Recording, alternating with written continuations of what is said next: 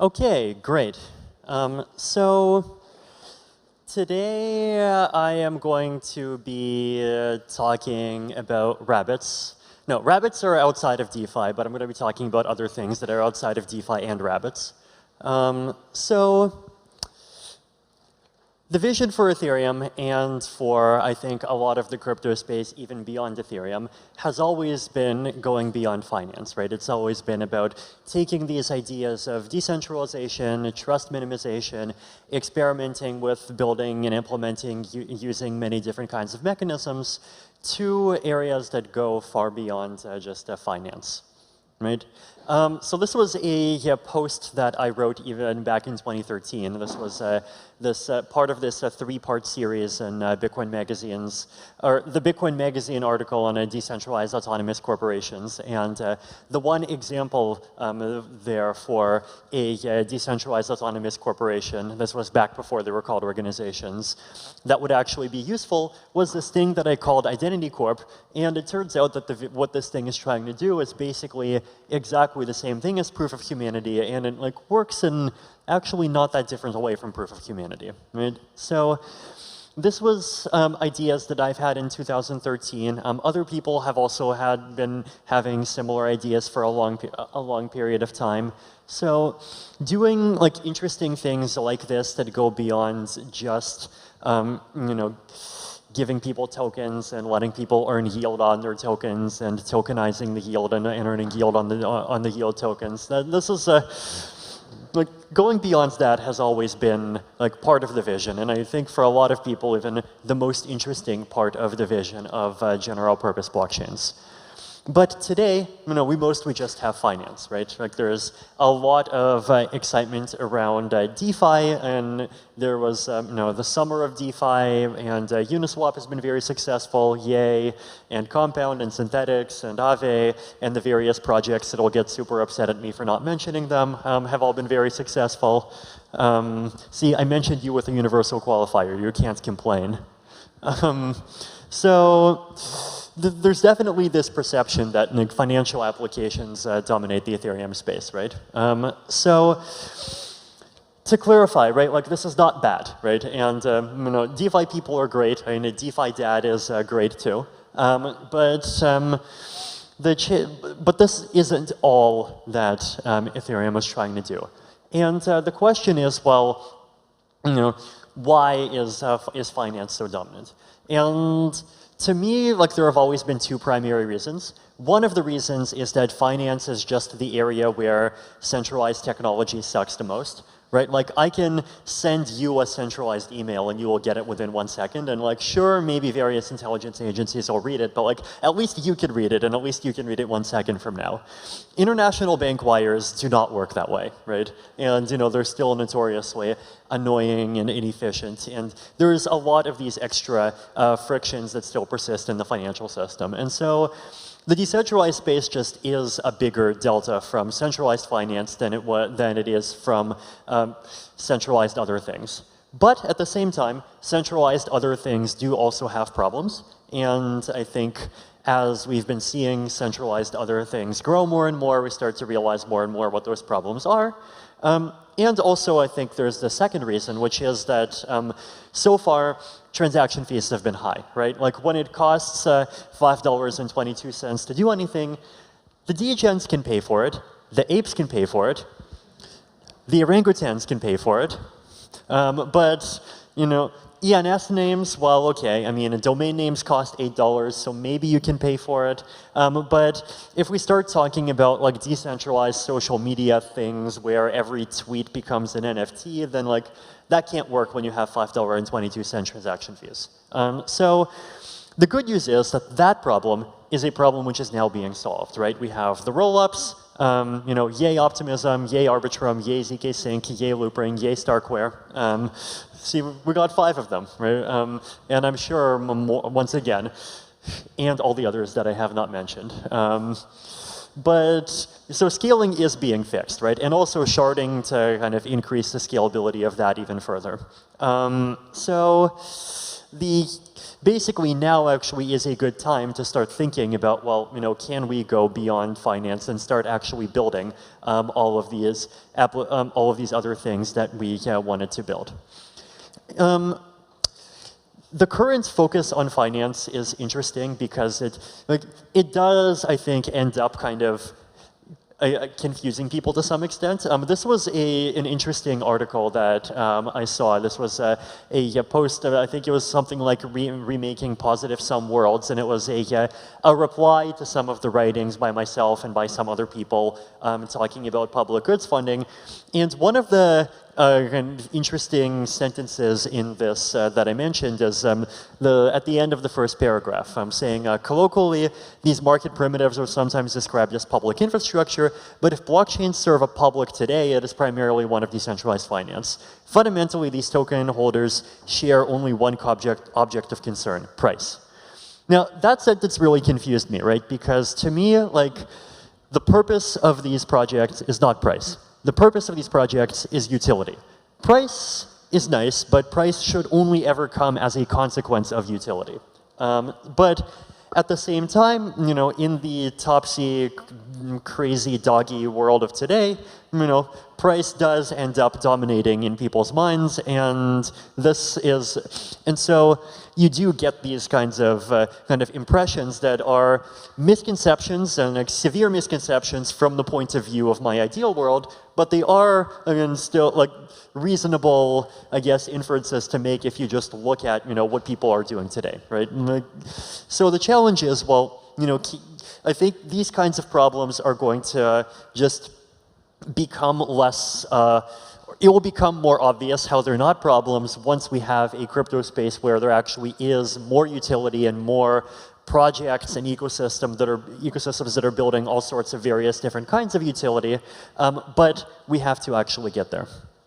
So Ethereum being defined by DeFi is better than Ethereum being defined by nothing, but it's time to go further. But where do we go? So I think the goals that we're looking at, right, is so there's a lot of things that people want to do, but it's also important to kind of think through, what are some of the things that are both valuable potentially and that might be interesting to focus on in the very near term.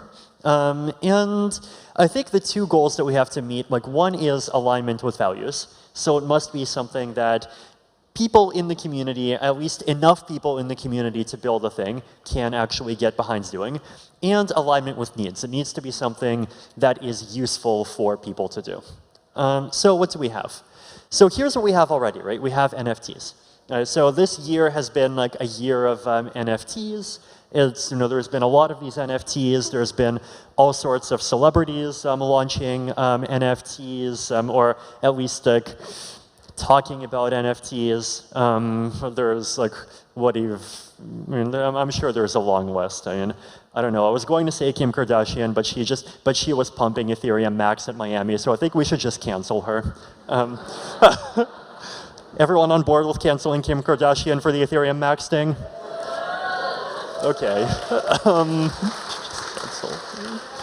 Perfect. Cancel Floyd Mayweather too. He also wore the Ethereum Max shirt. Okay. So, but still, NFTs are interesting. They're this interesting cultural phenomenon, and they really have attracted a different kind of people to the Ethereum space that are interested more in the art side than in the finance side, right? ENS, I talk a lot about ENS, and I think ENS is actually a pretty amazing application, and it's an amazing application for some fascinating reasons, right? It is an identifier that you can have, that you control. It's an identifier that is yours, and it isn't controlled by Twitter or Google or Facebook. And it's an identifier that can work across different applications. If I'm vbuterin.eth, then, or you can use that to send me ETH. Then you can use that to talk to me on status. Well, you can use that to interact with me in other applications, right? So we have these kind of identifiers that are useful across many applications, and they do not have a central controller, and they're identifiers that people actually wants to use, right? Like an email is also a multi-platform identifier, but nobody is like enthusiastic about using, Vitalik at gmail.com as their name. Like, yay, Gmail pride. That does not exist for some reason. But the reason why you can say what we have already is just NFTs, and NFTs are so amazing, is because technically ENS names are NFTs. But hopefully we'll have more and kind of more interesting types of NFTs in the future as well. So what else can we have, right? So here's one interesting category that I personally care about. Building out the Ethereum social media ecosystem. So why social media, right? Like, why is social media like such an interesting thing to focus on? Look, first of all, I'm not the only one saying this, right? Like, right preceding me, there was this lovely Claro's presentation and talking about like using the decentralized court to do moderation. There was like Stani was, I think, announced that he was interested in like building some kind of Ethereum-based Twitter. So other people are also thinking this, right? But like why? Like what's interesting about crypto and social media? So first of all, there's a widespread belief that existing social media platforms suck and that we need better ones. And this is true for different reasons. So one is centralized and arbitrary censorship and manipulation. Don't have to explain that one, hopefully. Low quality of discourse, also don't have to explain that one. And of course, like the concept of engagement and the kinds of engagement that are favored are very misaligned with quality. So I need better social media too, right? So this is a use case that I can perceive as being important very personally, right? So here's me sending one of my tweets recently where I attempt to explain Verkle trees that I'm just linking to my blog post talking about Verkle trees, and the replies. Herb $T Cyber. When the bridge between Doge and HTE? When? Anyone know? Mini Shiba token. This is 100% morning. Oh, sorry, mooning. Okay. Capote entraste lo de ozono. Is that like? Hold on. Does that mean did ozone enter your head? Did I translate correctly? No. I actually did. Sorry, Mike. I'm not. Capitalized pancakes are always the best for breakfast. Okay. No, real like. So. Another example of this, right? So a retroactive public goods funding is an ETH rug poll, something in Turkish. Unfortunately, I know basically zero Turkish at all. When will we see 1 ETH equals 10K? By the end of 2021? Who here thinks that we'll see 1 ETH is 10K by the end of 2021? Well, so plot twist. This guy's from Taiwan, and Taiwan dollars are 30 times cheaper than US dollars. So you guys all just said that ETH will be down to 300 US dollars by the end of 2021. No, I just made that up. Another example, why sharding is great, demystifying the technical properties. If I request Ethereum, picture of some guy. Is that like Neo or Morpheus or like the sub-Jumanji guy? I forget. That's great, but what is optimism coming? Sort out your shitcoin. Mate, Harmony $1, check it out. Okay guys, Harmony $1. Remember, this is a very important coin. Someone tweeted about it in response to me. You guys have to check it out. So, basically, like even I personally would really love to see a social media platform that just allows higher quality engagement, period. So, if someone could solve that, then that would be amazing. So, why social media, right? So crypto tech is, I think, actually well-suited to solve a lot of these problems. So credible neutrality is one of the things that I think a lot of people want out of social media. And blockchains are good at building credibly neutral mechanisms. Censorship resistance, well, blockchains are censorship resistant. The concept of shared open state, that you can have platforms where content is either on-chain, or if it can't be on-chain for scaling reasons, it can be kind of floating around peer-to-peer networks, things like Whisper or Waku. And then you have this public open state, and then you have these kind of different views going into that state.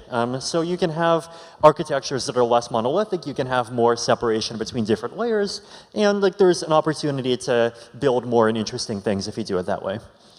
Built-in economic layer, so crypto has a built-in economic layer. You know, you have coins and you can make your own coins. And that makes it easier to do a mechanism design, right? So it seems like there's a natural fit. Examples of like crypto social media that are not Ethereum and that are not ghost towns exist. I don't fully approve of like the economics of everything on here, but you know, like these things are not ghost towns, right? Like BitCloud, not a ghost town. Like Steam, Hive Voice, if you go on them, like you know, they're not ghost towns. So there is evidence, at least in my view, of just existing demand for some kind of a decentralized social media thing. So directions to explore, decentralized content and separating out the content from different views that can be views on the same content that filter it. Prediction market-like mechanisms. So the stuff that Claro's talked about is like, to some extent, veiling in that direction, but there can be lots of different spins on it, right? I think the core principle of like introducing prediction market-like things is to encourage posts that look good 1 year from now and not just today. Who here has made a coronavirus take 1 year ago that they're not proud of today? Who here has seen someone else making a coronavirus take 1 year ago that they're not proud of today? Okay, there we go. See, so like, you know, we know what the problem is. The problem is other people. But like, the concept of like lasting you know, encouraging things that actually have long-term value and that aren't just like, let's like spin it out so it goes viral and we get some engagement and it turns out it's actually total junk, like trying to move beyond that. Well, maybe there are mechanisms that can do that. Sybil resistance. So, you know, if we don't want a system dominated by spam, then you want Sybil resistance, you want to make it difficult to create an unlimited number of accounts. An interesting direction is community focused, so forums that are less about trying to create like this global water cooler that tries to like pretend that everyone is 2 meters away from each other, but more like things that allow people to more easily form communities and even kind of enforce rules and enforce limits within their communities. Even just forums where you can only speak if you prove that you're part of some DAO or you prove that you're part of some community, that you have, you know, could be some number of coins, it could be a pope, you know, it could be some other kind of membership token. Like, these are, like, crypto is an ecosystem and we have a very easy ability to do these kinds of things. Ethereum login. So this is another thing that I personally have cared a lot about recently. So this is the idea that like you should be able to use your Ethereum wallet to sign into things, right? Like we have sign in with Google, we have sign in with Twitter. Why not sign in with Ethereum? There are projects that are actually starting to do this, and there's even, like recently we've been trying to promote an effort to standardize this and make it easier to do. And the reason why I think this is valuable, once again, a few reasons, right? So first of all, today's centralized login providers are, in my opinion, worst of both worlds in terms of centralization and decentralization.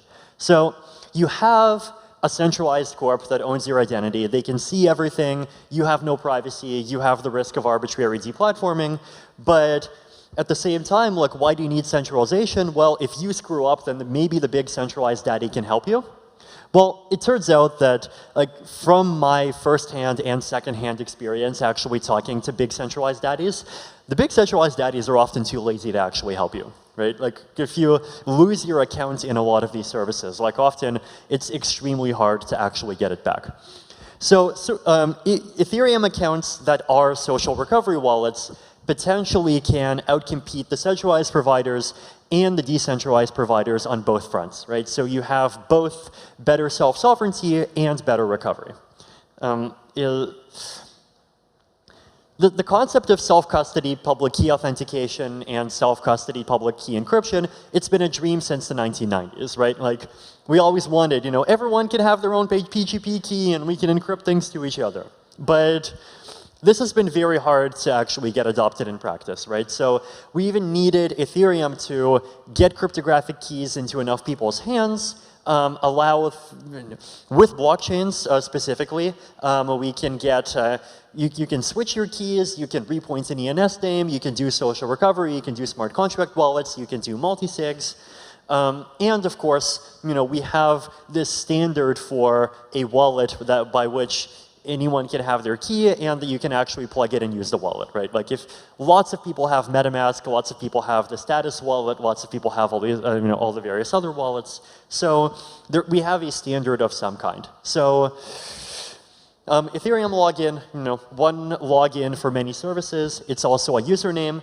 One other reason why using things like a Google login and Twitter login is nice for web developers is that they provide anti-Sybil protection. It's difficult to just create thousands of fake accounts and if you get banned for spam, create thousands more fake accounts, right? Because they do some kind of, some level of anti-Sybil protection and make it harder for you to create lots of accounts. Ethereum also does that, right? So in Ethereum, there is economic Sybil protection, there is proof of humanity, there is Pope, there is, once again, this entire ecosystem of tools that exist for this purpose, and we can use them. And also, Ethereum login is a natural stepping stone to an Ethereum social space. Once again, there's an RFP with the Ethereum Foundation and the ENS team. If anyone wants to help, please check it out. Building the attestation ecosystem. So this is another one of these things. It's not so much an application in the sense of like one app that one person builds, but it's like a category of application, right? This is just the idea that you can have these attestations. You can have people just sign a message that says, I believe X about account Y. And you can just publish that, and whoever owns account Y can actually have that attestation. It doesn't always it doesn't have to be published on chain if you want to preserve privacy, but they can have that information, and then if they want to prove it to someone else, then you can zero knowledge prove it. And this is the sort of thing that has been a dream for a long time, right? But we actually have this growing ecosystem of things that are moving in the direction of being able to do that, right? Once again, there's proof of humanity, there's the Pope, there's various projects doing like thank you for your participation type NFTs, open certs in Singapore is like actually running, various Ethereum enterprise projects, like a lot of projects in the Ethereum enterprise ecosystem are ultimately about making attestations about individuals, making attestations about events, providing like receipts for events that happened. And so we have this ecosystem of just things that are happening that are cryptographically signed, that are cryptographically provable, and like we can have more, right? And we can build more infrastructure to actually, make all of these things be provable on chain. Well, voting should not be provable on chain, but that's for reasons that I already talked about in other places, so we'll get into that now. If you want, and you should be able to attest to things and use zero knowledge proofs for privacy at the same time, right? So you can make a proof that says like, prove that that I have reputation score of at least 100 according to this metric, and prove that I am a unique account, but do not prove any or do not reveal any other information, right? Zero knowledge proofs, they're magic. You can do this sort of thing. So like this is an ecosystem that actually can be built out more. Gitcoin is interesting, right? In how like they are experimenting with these attestations and giving you higher trust bonuses if you have like I guess higher levels of verification. But like this could be done in a more cross-platform, like not centralized and more privacy-preserving way as well. So that's one set of ideas. Another set of ideas that I personally am excited about is retroactive public goods funding. So, I don't know, Carl talked about it yesterday, but I like the topic, so I'm going to talk about it again. So, once again, yay, new forms of public goods funding. So, what is retroactive public goods funding, right? So basically, the idea here is is this concept that instead of funding projects, or having some kind of centralized mechanism that funds projects based on what it thinks is going to be promising, we have an ecosystem that funds projects that were already successful, And then you basically create the equivalent of a prediction market where people can fund those projects in advance based on a prediction that once some project succeeds, it will get the retroactive grant. So the idea would be that we set up a DAO in the blog post from yesterday. It was called the Results Oracle. And the DAO just judges what projects were valuable according to a community's goals. And it judges after the fact, right? So you might say, we can judge right now that EIP 1559 is valuable, or maybe we want to judge that a month from now. We can judge that layer 2 protocols were valuable. We can judge that Uniswap was valuable, and we can make these kind of retrospective judgments.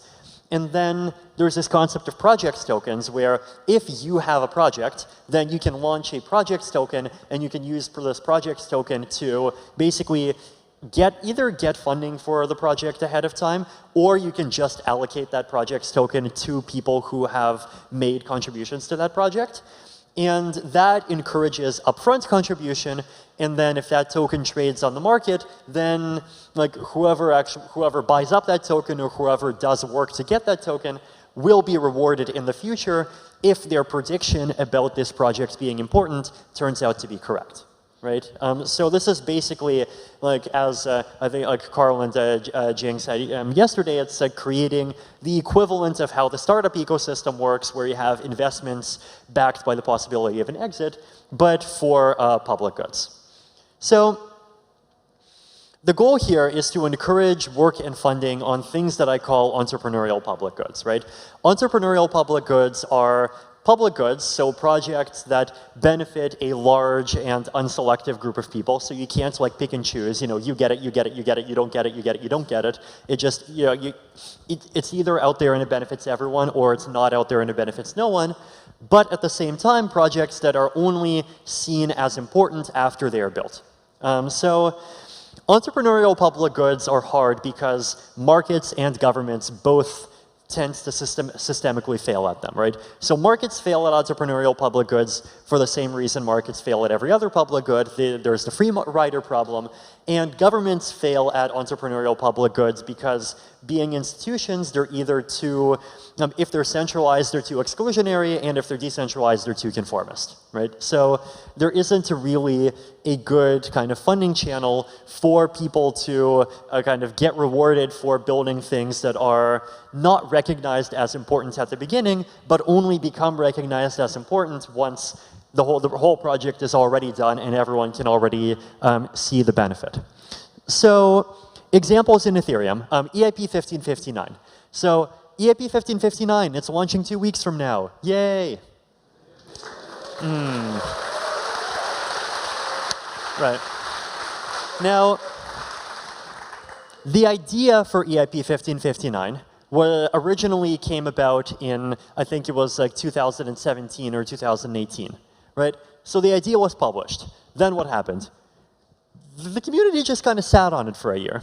A few people recognized that it's important, but no one was working on it, and no one thought that they felt empowered to work on it, and no one felt that they would be rewarded for working on it, and so people sat on it. And then eventually a bit more research was done on it. Then people sat on it more.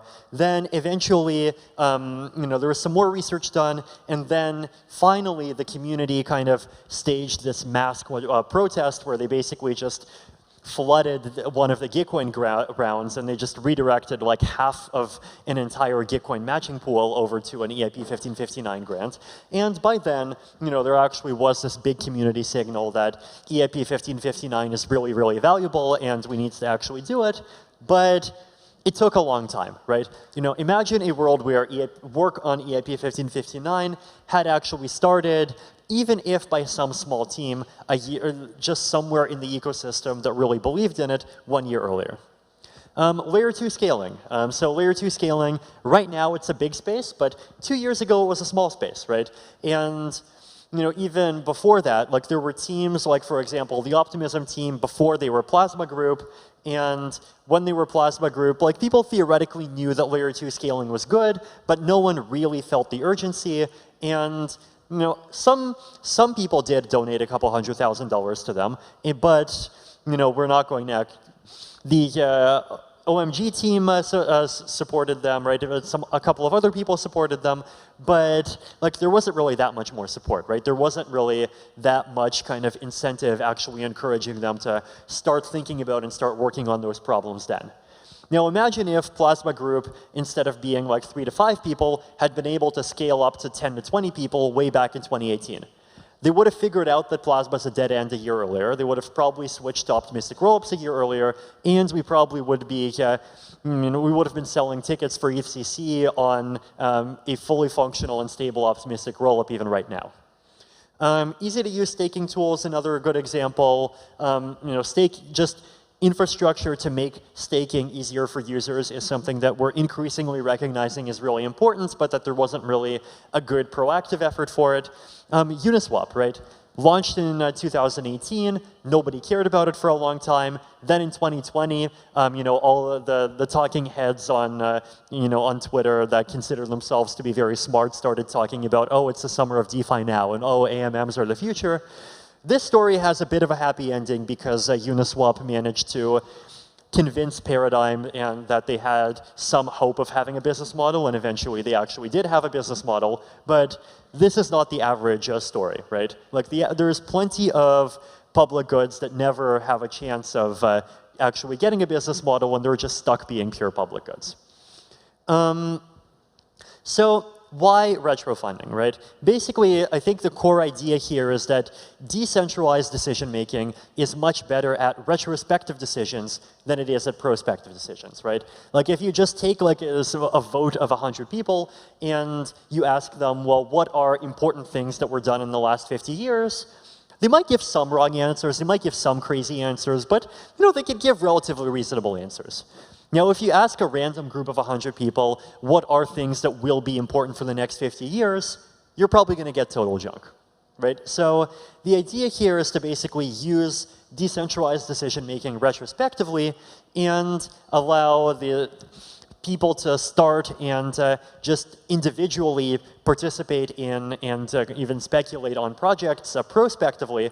And so those two mechanisms, they kind of function according to different principles, right? Like there is both this decentralized, community-driven, retroactive evaluation, but then also a retro funding ecosystem preserves a role for leadership, it preserves a role for individual vision, it preserves a role for small teams that are just really sure and they have a really good idea about what is going to be important, gives them space to actually build out their vision, and if they're lucky, actually get a reward.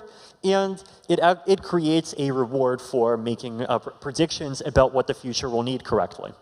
So I think the core principle here, right, and I think this is one of these kind of principles that I think a lot of the crypto space is sort of behind without realizing that it's behind, is the idea that like you can be pro-social without being conformist, right? Like the usual divide is, we talk about individualism versus collectivism, and individualism gets criticized as being like less pro-social and being like encouraging people to be competitive against each other and fight these kind of wars of everyone against each other. Collectivism gets criticized as just being this, boring gray conformist thing that's just like stepping on your boot forever. But what if you could be pro-social, but at the same time, like there are different ways to be pro-social, and you can be pro-social in a way that's different from the way that everyone else is pro-social. You can even be pro-social in a way that other people don't recognize is pro-social until it's actually until what you've done is actually done. So I think retroactive public goods funding is like one of those ideas that kind of exists in that top right quadrant, right? So that's, I think, so this is also one of the reasons why I think retroactive public goods funding is interesting. Quadratic funding, I think, also falls in there, right? Because with quadratic funding, the point is to fund public goods, but it still leaves open the room for different subgroups of the population to have different ideas about what is the public good. So, the one question you might ask is, well, are there more interesting ideas in that top right corner? So, Retroactive public goods funding is already happening. So I think 2 days ago, this was quietly announced. The EIP 1559 supporter and patron NFT. So there's a group that made an NFT, and it's going to be sold, and all proceeds. Well, I mean, you can read the screenshot yourself, right? I managed to actually screenshot the video at the exact time that it stopped at this phrase. Yeah, all proceeds go to those who made EIP 1559 happen. So this is also an interesting experiment in like rewarding EIP 1559 contributors retroactively. And also the experiment in retroactive public goods funding from the Optimism team. So I'm sure there are plenty of things that, look, I would say deserve retroactive rewards today. One other interesting example, ZK snarks, right? This is technology that we really depend on. And there are a lot of very smart people, like even the Starkware team and Eli Ben-Sasson and his team is one example. There's also just plenty of academics in all sorts of places that worked very hard, and in some cases even worked for decades to get all of the different pieces of technology that are needed to make ZK snarks possible happen today, right? And there's this like very long chain of citations, right? To be able to use a ZK snark, like you might want to use Plonk, and Plonk was built by the Aztec team, and Plonk is based on polynomial commitments, and there's KZG commitments that were created by Kate, Zavarucha, and Goldberg, and then those are built on elliptic curves, and elliptic curves are created by these other academics from 30 years ago, and then zero-knowledge proofs themselves are this theory created by theoretical cryptography that slowly grew over the last 30 years, and then you have the people who invented the PCP theorem back in the 1980s and 1990s, right? Look, there's all of these people doing all of this amazing work that we now recognize as just absolutely key to making the next step of this multi-hundred-billion-dollar industry possible. But in a sane world, there would be a reward for putting decades of your life into things that become finally valuable. So a lot of promise for retroactive public goods funding as well. I think it's an idea that's interesting for the crypto space because the crypto space has a lot of public goods, and because the crypto space just cares about mechanism design experimentation. So let's fund more public goods, and let's fund it retroactively, and like yay, we can like create the public god of public goods.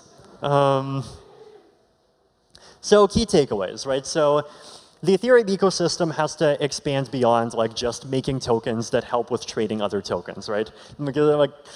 Like in some ways, like if you just take like just this narrow thing that is DeFi and you just like keep pushing it to infinity, and you keep letting like the A16Z and the Z32W and like the AK47 and whatever these funds are, yeah, they just like keep going forever, and then like you're just gonna get like tokens that give you profit from yield farming other currencies that are financial derivatives between other yield farming tokens, and this other thing that's a prediction market of yield farming tokens on top of stable coins. And like these things are valuable up to layer 1 and layer 2, but once you get to layer 3, it's like and then once you get to layer 6, like you're actually increasing the financial instability and the risk that this whole thing is going to collapse and like potentially get a couple regulators angry, right? So let's not just do DeFi, and doing not just DeFi is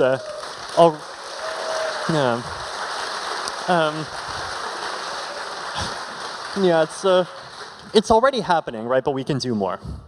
So moving beyond DeFi is not about being against DeFi, right? So I actually think the best applications, the most interesting Ethereum applications, are going to combine elements of finance and non-finance. One simple example, like ENS. ENS, it has fixed fees, and for fixed fees to be possible in a decentralized way, you need either a stable coin or a price oracle. ENS itself, like registering domains, requires money, and that's a currency. Currencies are the simplest form of DeFi. If we want some kind of decentralized content moderation DAO, that might need incentives, and those incentives might require a token of some kind, right? So Applications that combine elements of finance, but finance not just as an end in itself, but as a tool to make the non-finance and to make the ultimate utility happen. I think applications like that are the future.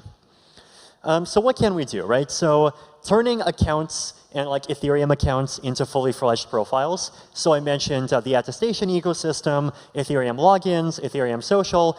At the same time, also, actually keep working on social recovery wallets and multi-sig wallets and better security technologies, so that you're not going to lose your entire Ethereum or online identity if your house burns down and the 24 words don't survive. Talking not just about DeFi, but also about DGov. Quadratic funding, quadratic voting. I saw the Gitcoin DAO use quadratic voting, which I think is amazing. The retro funding, are there going to be other ideas? I think this is one of those things that's really worth thinking about. So there's a lot of things that we can do, right? And let's start building. Let's do more experiments, and maybe a few years from now, we'll have a lot of just really exciting things to talk about that are providing just all kinds of very diverse and real value to all kinds of people, not just within the Ethereum ecosystem, but also going far beyond it as well. Thank you.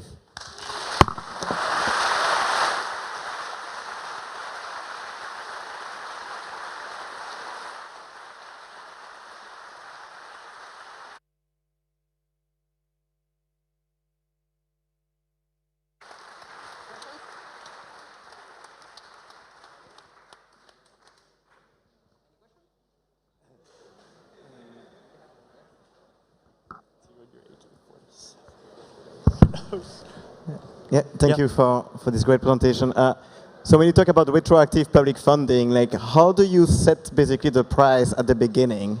Do you see that more as an X price equivalent or something like that? How do you think about that? I think an X price is a good example, but I think the important thing that this mechanism has to provide is that the prizes have to be ongoing and they have to be persistent, so that people can start new projects in new areas on the assumption that if they succeed, then they will get a prize in the future, right?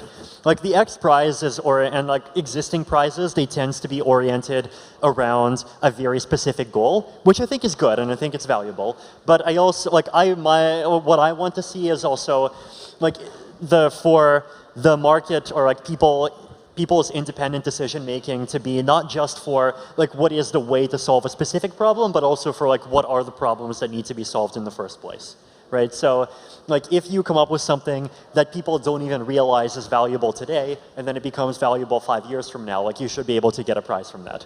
And so I think the existing kind of work and thought going into prizes is definitely a good start, but I want to take that further as well.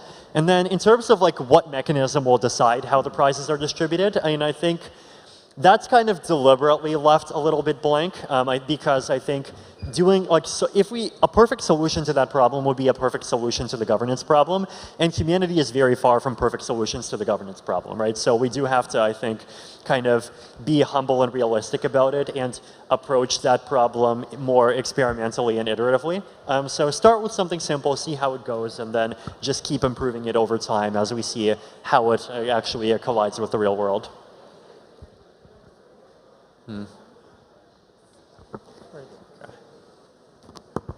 Hi, Vitalik. Hi. I was thinking maybe instead of canceling Kim Kardashian, we offer her something that maybe she could join the community. For instance, she has a closet full of clothing. I know there's some fashionistas in here. I was hanging out with them last night. And I know Vinay Gupta is working on Ethereum, maybe tokenizing her closet, for instance, and then adding value to clothing so we recognize it in terms of its value in tokens instead of, because this is very valuable to women, especially where I'm from Texas. It's our clothes are very valuable. So it's, instead of canceling her, maybe we invite her in, offering her different. That would be great too. I think the one proviso is that like I really want these NFT things to benefit not just the celebrities themselves, but also find some way to benefit wider society too.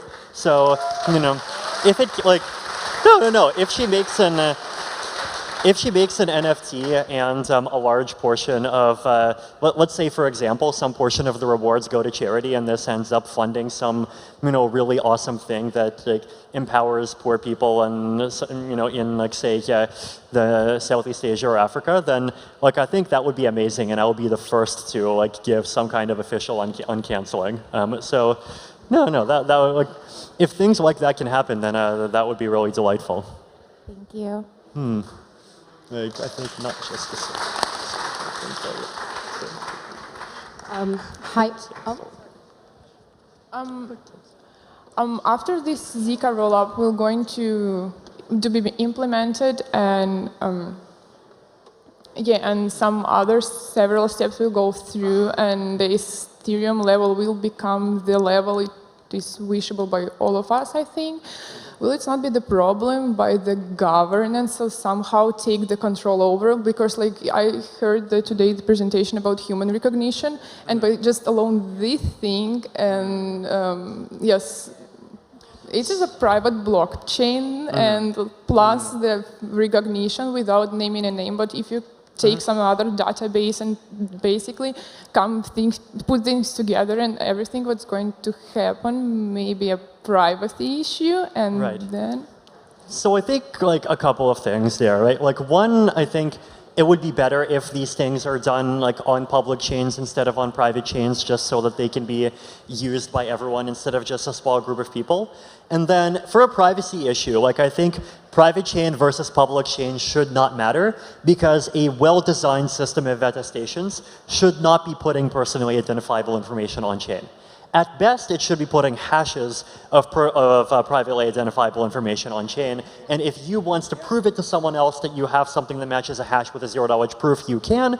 But if you don't send someone that proof, then look, they're not going to see what the hash represents. It's just a random number, right? So I think like it is definitely important to design these systems privately, and one of the reasons why I would want the Ethereum community to be kind of actively involved in designing these systems well is because if they're not designed well, then like someone else with very limited technical understanding and a very narrow-minded profit motive is going to design them badly, and that would be unfortunate. Now the next, of course, challenge is like, if these systems have decentralized governance of some kinds, then like, what if that governance gets corrupted somehow? That is a genuine concern, and like, I'm worried about this stuff even today, right? Like, I'm worried about how even a lot of these like DeFi governance tokens, there's like 5 or 10 people that can have that can control half the supply, and then they can just like make a proposal and like force the projects to do what they want. Like, it's I think hardening these systems so that they are more resistant to attack, and so that like potentially even like putting a speed limit on them and like designing them in such a way that changes can only happen slowly, adding more kinds of safeguards, adding more diverse sets of stakeholders, like these are all things that we need to also focus and think about more. I guess. Hi, Vitalik. Hello. So scientific research is a good use case of public good that could be funded with retro funding. And for example, you could give value backwards to impact factor of publications and other micro contributions like peer reviews, data collection that usually are not valued economically. So I wanted to know your thoughts about it, but also how do you think this could be integrated with a prospective funding, since the problem of science actually to have money to start with projects? Now, I think scientific research is a great example. Actually, one very timely example of this is like take COVID vaccines, right? Like COVID vaccines, I think, have provided like literally trillions of dollars of value to humanity even right now by just allowing allowing us to get past the whole COVID thing much more quickly. And if you look at the amount of money that governments were putting into them, it's like tiny, right? It was like a few billion here, a few billion there. It was like, it felt as though people were just like stuck in kind of like standard procedure, follow the rules mode, and they didn't realize, the enormity of just like how big a benefit could come of this, and like the need to just actually throw out all stops and put everything into it, right? So this is like that would be one example where I think like the people who were responsible and just putting in that hard work to make the whole vaccine thing happen, like they should be very well rewarded for something that like we very clearly recognize today, right? That if that did not exist, then like billions of people's lives would be significantly worse for an entire year. And I think many other kinds of science are definitely similar. Medical research in particular, right? Like good medical research has the potential to improve a lot of people's lives. I mean, this is also important for me personally because I'm a longevity and anti-aging person, and I think like I really believe that with the right medical research, we could be seeing like people just regularly live well past a century by within 40 years, and these are the sorts of things that could like provide a really huge amount of value. But right now, there really isn't anything encouraging the people doing all of the kind of hard work, like 5 steps upstream of the good outcomes, right? So I think that's important. Another thing that's also, I think, interesting in academic spaces is that in academic spaces, there's often this kind of web of contributions, right? So like, I'm less familiar with biomedicine, but in cryptography, as I mentioned, right, like ZK snarks depend on the code, they depend on elliptic curve pairings, they depend on KZG commitments that depend on elliptic curve pairings, that depend on elliptic curves, they depend on arithmetization that depends on the PCP theorem, and there's this like big graph of important stuff that was done 20 to 30 years ago, and that like figuring out how to actually kind of extract that graph, like, I mean, there is a citation graph in academia, which is actually nice, right? But like trying to kind of make that model stronger and more robust and extend it to other places, and I think those are really interesting problems. Hey, Vitalik. Hello.